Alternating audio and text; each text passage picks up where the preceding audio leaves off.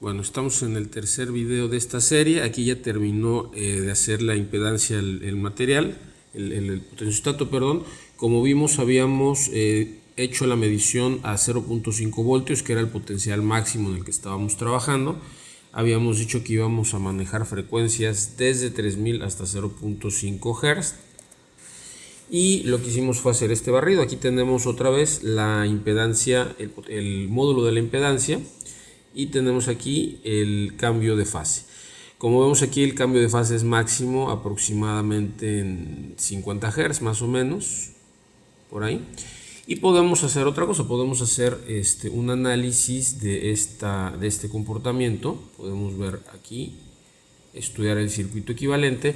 Y decíamos, bueno, aquí tenemos una resistencia y un capacitor, pero en el caso de los sistemas electroquímicos no hablamos de capacitores perfectos, sino hablamos de este tipo de elementos que se llaman elementos de fase constante. Como vimos aquí en el módulo de la fase, efectivamente tenemos una fase de alrededor de menos 50. Aquí está. De alrededor de menos 50, o sea, no son 90 que sería el comportamiento de un capacitor perfecto. Por eso no usamos aquí como elemento del circuito un capacitor, sino un constant phase element.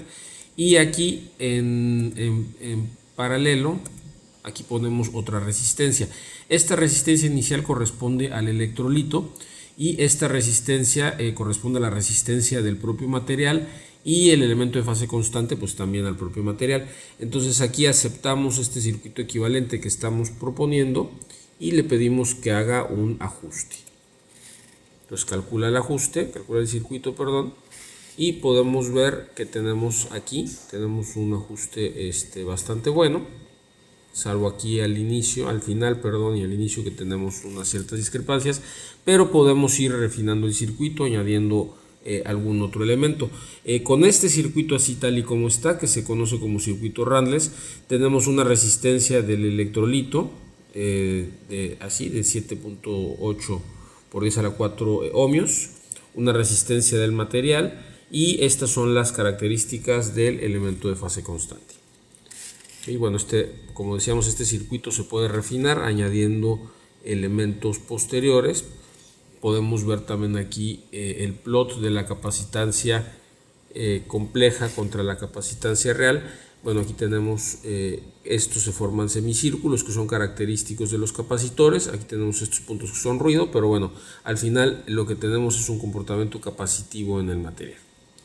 Bueno, entonces, hecho esto, lo que vamos a hacer es pasar a hacer el análisis de impedancia, pero a potencial constante.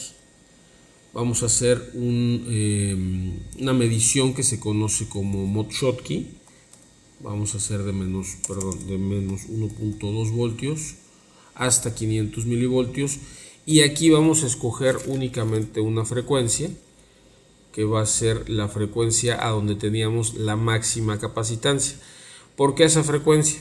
Porque ahorita lo que nos interesa es interrogar la capacitancia de la región de carga espacial del semiconductor, o sea, la zona en donde se transfieren las cargas dentro del material semiconductor, que es el sulfuro de zinc. Entonces, bueno, aquí ya programamos el potencial inicio, el potencial final, los pasos, y aquí vamos a comenzar, ¿sí? Aquí, como pueden ver, este es el potencial del circuito abierto, que sigue aproximadamente igual que el anterior, cambió de 1500 a 1300, es adecuado, aquí está, o sea, no hay mucho problema. Y aquí vamos a hacer el ajuste, el plot, perdón, de potencial. Aquí vamos a ver el inverso de la capacitancia al cuadrado contra el potencial, que es el que se va a ir variando. Aquí van a ir apareciendo los puntos. Aquí están. Y de este plot, fíjense, aquí tenemos el inverso de la capacitancia al cuadrado contra el potencial. Como habíamos dicho antes, cuando tenemos una interfase electrificada, o sea, el electrolito, la capa electroquímica que se forma entre el electrolito y el material, la región de carga espacial del semiconductor y el material, ahí tenemos varios capacitores en serie. Cuando nosotros graficamos el inverso de la capacitancia al cuadrado, estamos censando el capacitor más pequeño de todos, que es el de la región de carga espacial del semiconductor. Por eso esta medición de Mott-Schottky permite eso, interrogar al semiconductor únicamente, y a partir de ahí se pueden calcular estos valores que son el intercepto y, aquí el potencial de bandas planas, y el número de portadores.